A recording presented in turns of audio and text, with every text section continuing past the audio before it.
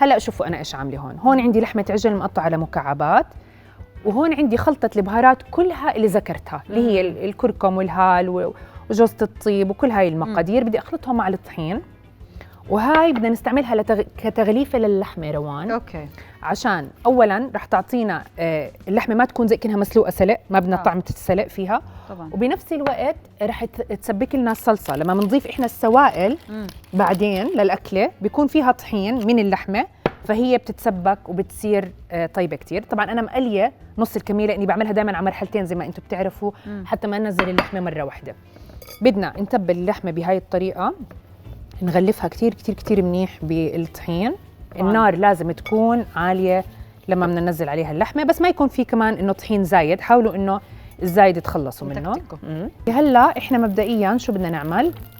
رجعنا زدنا زيت، كل الخواص هاي تاعت اللحمه بدي اياها، هاي كلها اللي لازقه من الطحين ومن البهارات، هاي رح تعطي كل النكهه.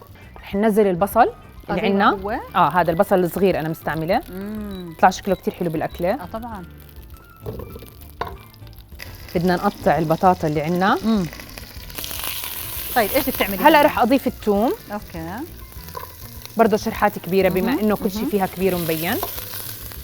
هلا البطاطات عشان برضه يتحمروا من هالزيوت وهالخواص اللي موجوده معانا. حلو.